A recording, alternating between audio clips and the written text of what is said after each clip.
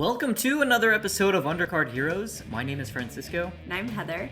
And this is an interesting card. I think on paper, it doesn't really look that great. There's not a lot of name value here. This is UFC Fight Night, Tatsuro Taira versus Hyun-Sung Park. But I think that there's some great value on this card and some really interesting fights to talk about. Well, let's get into it. Now, you mentioned to me that you had 2 KO picks and 2 underdog picks for tonight's card. What do you want to talk about first? First fight I want to talk about is Danny Silva versus Kevin Vejos.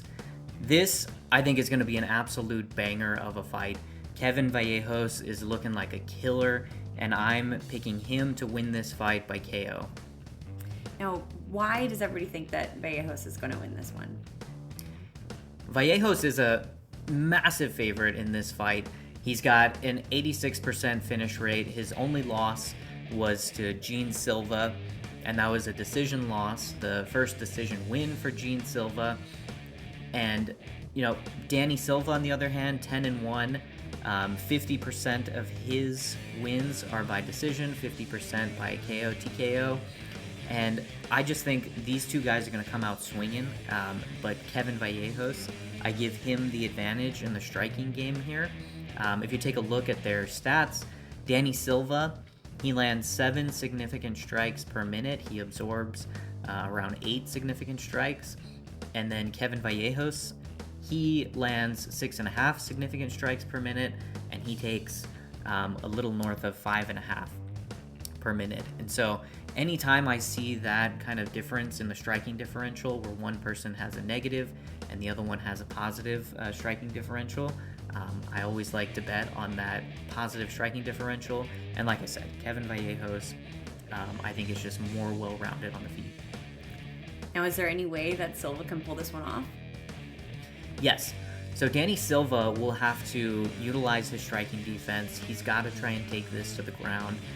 He lands, he averages close to a little over 2 takedowns per 15 minutes. So he's really going to have to try and implement some kind of ground game. But he has no submission wins. And I think that, the value bet here is Kevin Vejos by KO. That's, a little north of plus 110. Definitely better than the money line bet for Kevin Vejos. So we have 1 more KO and 2 underdogs left. What is your next pick? So this next pick is going to be one of the underdog picks. It's Magny versus Zaleski de Santos. And I'm going Magny on this one. Magny, I think this is a great value pick. He opened up somewhere around plus 170 and is now at closer to plus 150. And I think I'm betting on him to get the win here. Now, what makes you pick this underdog? Well, let's take a look at both these fighters just from a very high level, right? You've got Magny, 37 years old, Zaleski, 38 years old. So already this is the first time Magny has fought an older fighter in a while. Magny is 6'2", Zaleski 5'9", so Magny's he's 5 inches taller. Magny 80-inch reach, Zaleski 73-inch reach, so Magny's got a 7-inch reach advantage. But in addition to that, Magny from 2022 on, he's got 4 wins, 5 losses. His 4 wins have been against Max Griffin, Daniel Rodriguez, who had a fantastic fight a couple weekends ago against Kevin Holland, Philip Rowe, and Mike Malott. But really what separates these two are the losses that Magny's had, the level of competition. His losses have been against Carlos Prates, Michael Morales, Ian Gary, Gilbert Burns, and Shavkat Rakhmonov. And so this is just a murderer's row of top contenders in this division. And Zaleski just hasn't fought anybody at that level, really. From 2021 until now, Zaleski's got 3 wins, 2 losses, 1 draw. I think his best fight was the draw that he had, and a win over Benoit Saint-Denis. But, I think we all have seen Benoit Saint-Denis, maybe not the level of fighter that we all thought he was. Wow, well, this sounds like a really exciting underdog pick. I can't wait to see what happens. Yep, this is going to be a good one. Okay, so we have 1 KO pick and 1 underdog pick left. What comes next?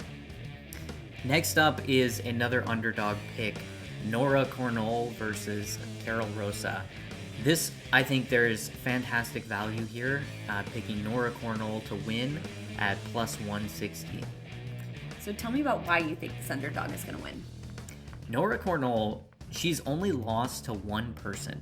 That's Jacqueline Cavalcanti, and Cavalcanti is looking like a real killer. She's 4-0 in the UFC, and Karol Rosa, on the other hand, mostly, decision wins. She's gone 2 of 3 in her last 5. She's really a volume striker, whereas Nora Cornolle, she's got an 89% finish rate. So, looking at it a little bit closer, Rosa, she lands 6 significant strikes per minute, and she takes a little less than 5.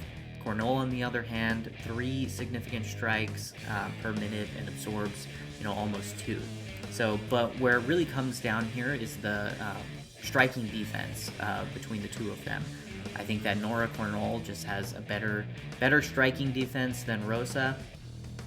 Their accuracy is about the same, but I give the edge to Cornolle based off of her finish rate, and also the fact that they're fighting in France. Nora Cornolle is from France, and I think that she just gets the edge here over Karol Rosa. Well, I can't wait to see this one. I love watching the women fighters. It's awesome. Yep, this one should be good. Okay, so this last one must be a KO. Tell us about it. Yes, this is going to be an absolute banger. Elves Brener versus Esteban Ribovics. And I think Elvis is going to leave the building in a body bag. This is going to be a fantastic fight. There's no value in picking Ribovics to win on the money line. He's heavily favored, but there is value if you pick Esteban Ribovics to win by KO, TKO. That's plus 150 right now. So I'm going Esteban Ribovics by KO, TKO. So last time you called a KO, there was a striking differential. Is that the case going into this one? Yes, absolutely. Ribovics lands 8 significant strikes per minute. He absorbs a little under 6, whereas Elves Brener lands close to 4 significant strikes per minute, and he absorbs a little over 5. And that's really the golden ticket for this channel. It's something that I'm always looking for when I'm trying to find some KO value, is when one fighter has a positive striking differential versus somebody who has a negative striking differential.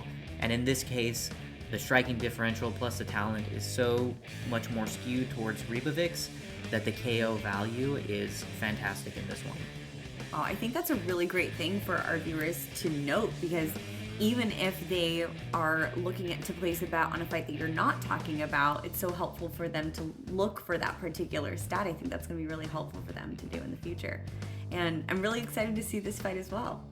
Yeah, absolutely. This is going to be complete banger. Now, we're not going to talk about the main event here, Tatsuro Taira versus Hyung-Sung Park. Tatsuro Taira is heavily favored to win this one. Whereas, Hyung-Sung Park, this may be a little bit too big of a step up for him going against Tatsuro Taira. There's no value on the money line pick for this one. And other than that, it's just too close to call. So Park could get the upset win on this one. Ultimately, I think Tatsuro Taira will win, but we're just not going to talk about that one. It's a little too close of a pick, I think. That makes sense. So thank you for watching Undercard Heroes.